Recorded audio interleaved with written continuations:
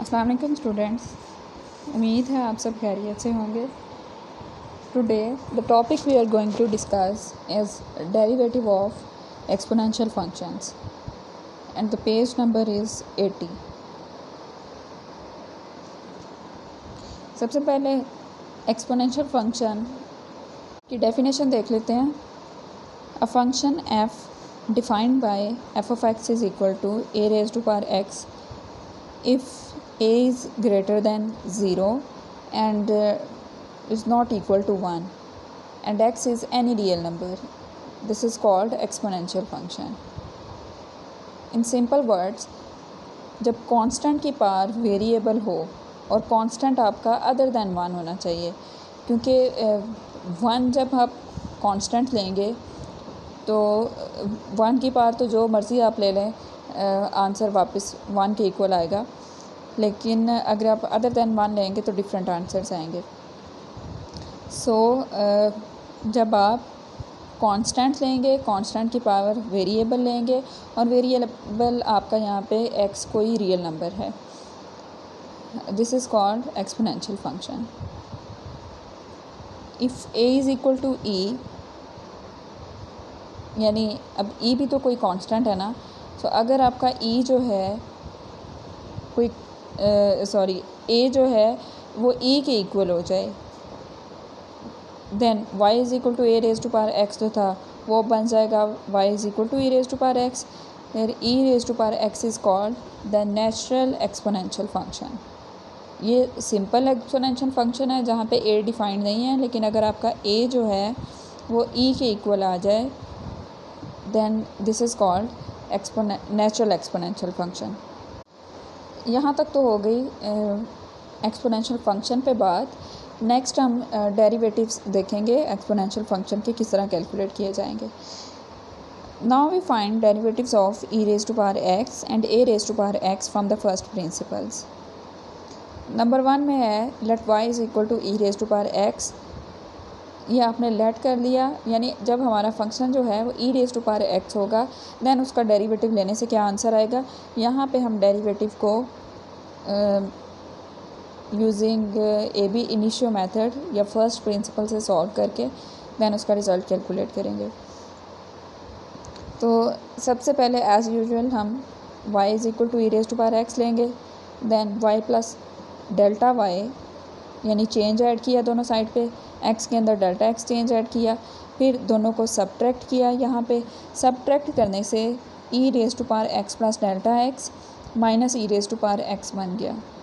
अब इन दोनों में हम जो पावर थी उसको एक्सपेंड कर देंगे। यहाँ से e raise to power x को अलग कर लिया और e raise to power delta x को अलग कर लिया, minus e raise to power x। Next जो है वो e raise to power x common आ जाएगा अगले स्टेप में, वो हमने कॉमन निकाल के अंदर रख लिया e raise to power delta x minus 1। अगला स्टेप होता है हमारा थर्ड स्टेप, जिसमें हम डेल्टा x को डिवाइड करते हैं। तो हमने यहाँ पे डेल्टा x को डिवाइड किया बोथ साइड्स पे।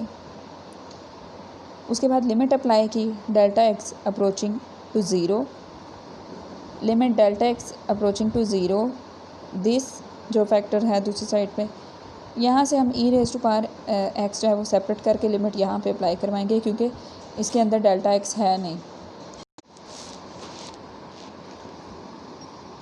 ये रिज़ल्ट हमें ऑलरेडी पता है क्योंकि यहाँ पे डेल्टा x होता ही नहीं।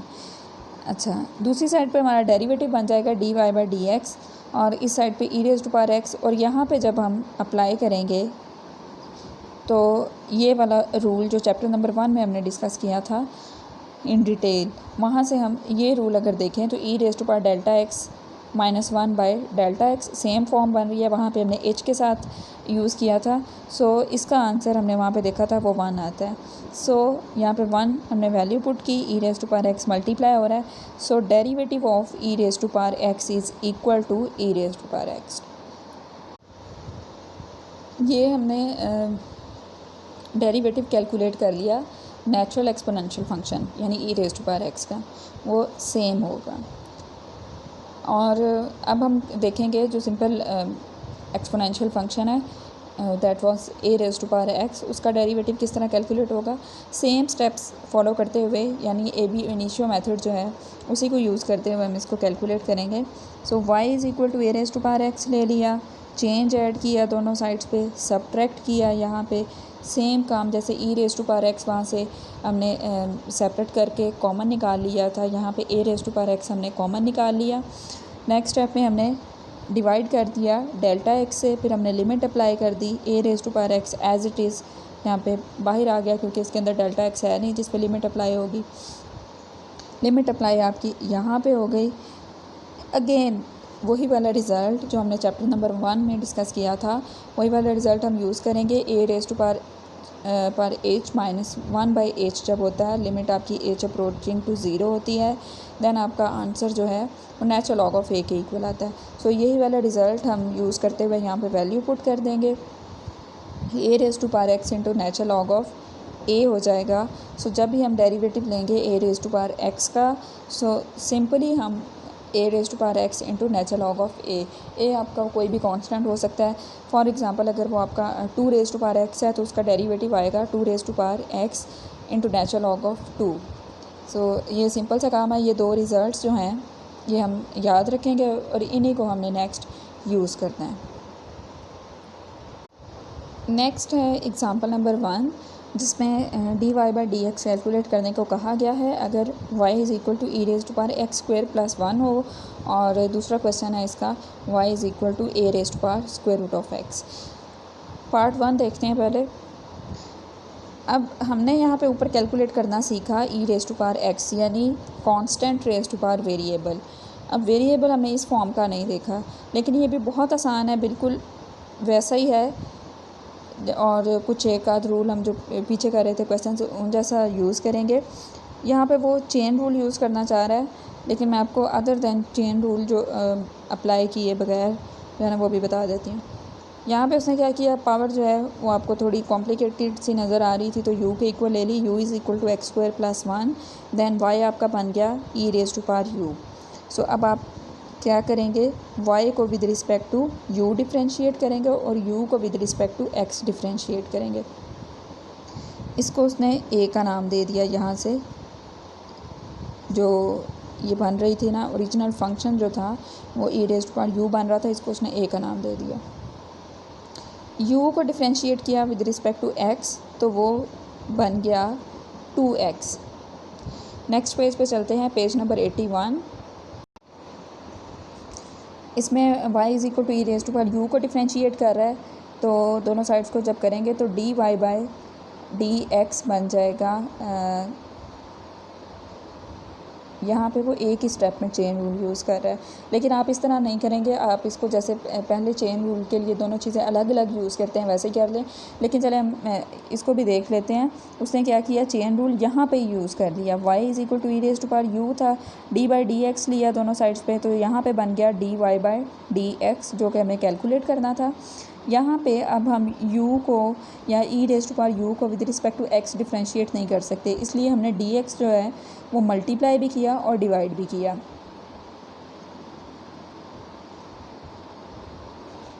सॉरी du मल्टीप्लाई भी किया और डिवाइड भी किया। du जो है एक हमने मल्टीप्लिकेशन वाला यहाँ लिख लिया और डिवीजन वाला यहाँ लिख लिया। अब ये आपका d by d u of e raise to power u बन गया, जिसको हम with respect to u differentiate करेंगे तो वो सेम आंसर आएगा, और यहाँ पे du बाई डी एक्स बच गया। इसकी वैल्यू हमने पिछले पेज पे कैलकुलेट की है, वो वाली वैल्यू हम यहाँ पे पुट कर देंगे, दैट वाज 2x।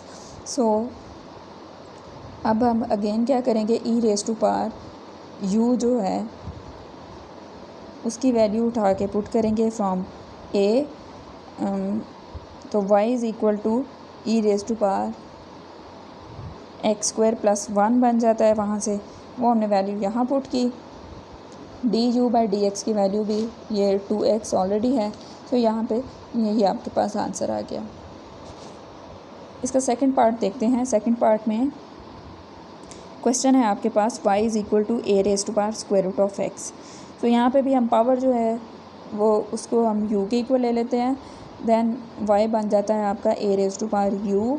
यहाँ पे du by d x calculate करते हैं, यहाँ से तो वो पावर रूल यूज़ करते हुए बन जाता है 1/2 times square root of x.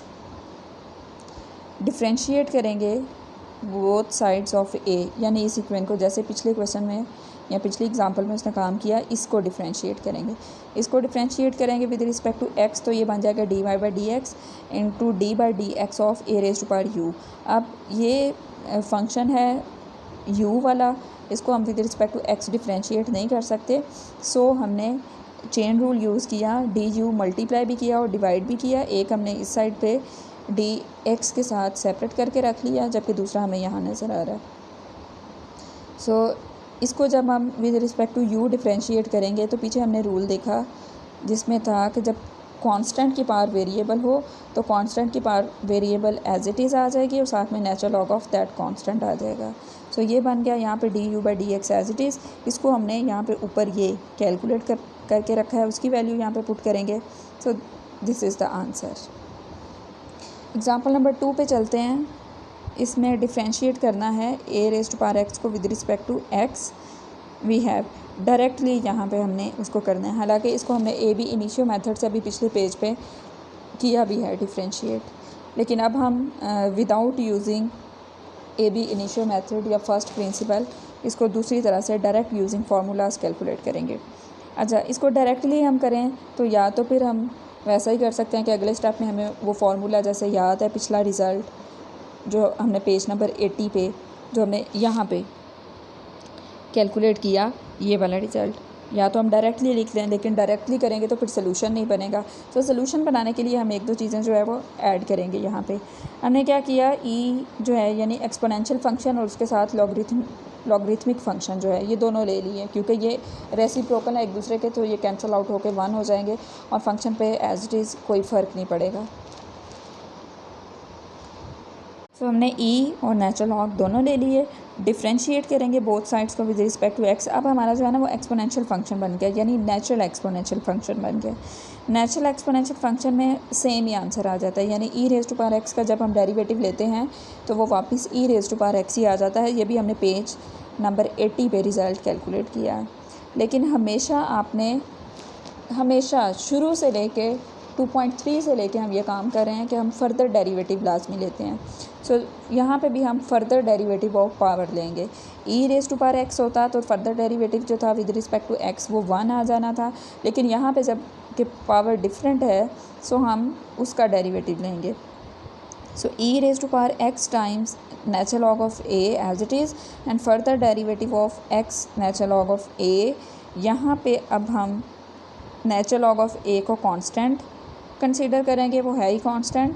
So derivative of X with respect to X जो है वो 1 हो जाएगा। सो यहाँ पे जो बन गया वो ई raise to power X natural log of A into natural log of A बन गया। अब यहाँ पे natural log of E, natural log और ई हमने खुद से इंट्रोड्यूस करवाए थे, इनको ख़त्म कर देते हैं।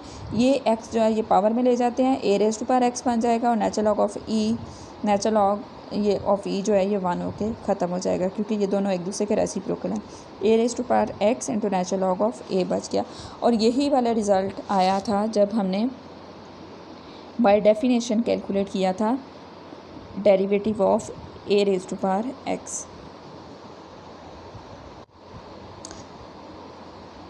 नेक्स्ट टॉपिक है derivative of the logarithmic function. पहले लॉगरिथमिक फंक्शन की डेफिनेशन देख लेते हैं। If a is greater than 0, यानी a आपका कोई पॉजिटिव रियल नंबर है and this is not equal to 1 and x is equal to a raise to power y, then the function defined by y is equal to log of a base of x, this is called the logarithm of x to the base a। ये simple definition जो है ये हमने पिछली classes में भी देखी हुई है। और दूसरी, अगर आपकी यहाँ पे बेस a की बजाय e आ जाए या 10 आ जाए तो इसको हम नेचुरल लॉगरिथम कहते हैं और इसको हम कॉमन लॉगरिथम कहते हैं। पेज नंबर 82 पे नेचुरल लॉग ऑफ x का डेरिवेटिव सबसे पहले कैलकुलेट करेंगे। y is equal to natural log of x है, बाय डेफिनेशन ही जैसे हम सारे फार्मूलाज जो या रिजल्ट्स बना रहे हैं बाय डेफिनेशन डेरिवेटिव यूज़ करते हुए बना रहे हैं, यहाँ पे भी हम वैसे ही बनाएंगे। y is equal to natural log of x लिया, चेंज ऐड किया बोथ साइड्स पे, सब्ट्रैक्ट किया तो दो नेचुरल लॉग जो थे वो सब्ट्रैक्ट हो रहे थे। इनको हम क्वेश्चन की फॉर्म में यहाँ पे ले सकते हैं, यानी कंबाइन करके natural log of x plus delta x by x लिख सकते हैं। यहाँ पे अंदर हमने LCM जो था उसे डिवाइड कर दिया अलग अलग, तो वो बन गया 1 plus delta x by x. Next step में हम डेल्टा x से डिवाइड करेंगे, डेल्टा x से डिवाइड कर दिया यहाँ पे। अब हमने कुछ जो था ये बनाने के लिए फार्मूला यूज़ करने के लिए हमने x जो था वो मल्टीप्लाई भी किया और डिवाइड भी किया। 1/x हम साइड पे कर देंगे और x बाय डेल्टा x जो था ये नेचुरल लॉग के साथ मल्टीप्लाई हो रहा था। अब ये हम उठा के उसकी पावर में ले जाएंगे। नेचुरल लॉग की प्रॉपर्टी है कि जब कोई नंबर उसके साथ मल्टीप्लाई हो रहा होता है तो वो उसकी पावर में लिखने से भी सेम आंसर आता है, तो हम उसकी वो प्रॉपर्टी यूज़ करते हुए उसकी पावर में ले जाएंगे। अब एक रिज़ल्ट हमने ये वाला भी चैप्टर नंबर 1 में देखा था कि जब इस तरह का रिज़ल्ट हो, यानी limit delta x approaching to zero हो 1 plus delta x by x, वहाँ पे फॉर्म थोड़ी h की फॉर्म में भी थी और दूसरे भी यूज़ किए हुए थे, नंबर्स n ज़्यादातर यूज़ किया हुआ था। यहाँ पे डेल्टा x है, सिर्फ होना इतना चाहिए कि वो अप्रोचिंग टू ज़ीरो होना चाहिए। सो लिमिट हम अप्लाई करने के बाद देखेंगे कि natural log of 1 plus delta x by x, यही वाला इसी का रेसिप्रोकल जो है वो पावर में पड़ा हुआ है, तो इसका रिज़ल्ट हमेशा इक्वल टू ई आता है। सो नेचुरल लॉग ऑफ ई हम लिख लेंगे, नेचुरल लॉग ऑफ ई का आंसर 1 होता है, सो 1/x इज़ द आंसर। यहाँ पे भी जब हम क्वेश्चंस के अंदर ये वाला रूल यूज़ करेंगे तो फर्दर डेरिवेटिव लेंगे और इसी तरह सेम स्टेप्स को फॉलो करते हुए हम लॉग ऑफ ए बेस के साथ x कंसीडर करेंगे। पेज नंबर 83 पे चलते हैं। यहाँ पे उसका जो रिज़ल्ट दिया गया है कि जब आपके पास बेस a के साथ आपने x का लॉग जो है उसका डेरिवेटिव कैलकुलेट करना हो तो आप सिंपली 1/a करेंगे, देन 1/x करेंगे और into 1/, natural log of a आपका आ जाएगा। एग्जाम्पल नंबर 1 देखते हैं। Find dy by dx। अगर आपके पास y जो है वो common logarithm of ax² plus bx plus c हो तो दैन इसके सोल्यूशन में सबसे पहले हम क्या करेंगे, इस पूरे को u के इक्वलेट कर देंगे। देन y आपका बन जाता है common log of u। dy by du calculate करेंगे, चेन रूल ही यूज़ करेंगे क्योंकि हमने सब्सटीट्यूशन की हुई है। सो ये आपका इस रूल को यूज़ करते हुए 1/u into 1/, natural log of 10 बन जाएगा। देन हम u को करेंगे with respect to x differentiate, तो उसका आंसर आएगा 2ax plus b। Chain rule use करेंगे तो ये सिंपल सा आंसर आ जाएगा हमारे पास। नेक्स्ट एग्जांपल में differentiate this with respect to x। सबसे पहले इसको y के इक्वलेट कर देंगे, फिर हम यहाँ पे हम डायरेक्टली यूज़ करेंगे विदाउट एनी सब्सटीट्यूशन डेरिवेटिव। जब आप डेरिवेटिव लेंगे तो नेचुरल लॉग की प्रॉपर्टी है वो सबसे पहले आपको रेसिप्रोकल में दे देगा into further derivative of that value. So 1/x² plus 2x हो जाएगा। जैसे हमने यही वाला रिजल्ट कर रहे हैं जो हमने पेज नंबर 82 पे कैलकुलेट किया कि जब आपके पास नेचुरल लॉग ऑफ x होता है तो उसका डेरिवेटिव आता है 1/x। यहाँ पे भी हम फर्दर डेरिवेटिव लेंगे। सो ये आपका यहाँ पे x आपका था x² प्लस 2x, सो वो रेसिप्रोकल में आया। फर्दर डेरिवेटिव ऑफ आपने x² प्लस 2x लिया, यहाँ पे हम इसका फर्दर डेरिवेटिव कैलकुलेट करें तो वो बनता है 2x प्लस 2। देन ये सिंपल सा आंसर आ गया। टॉपिक नंबर 2.12 है लॉगरिथमिक डिफ्रेंशिएशन।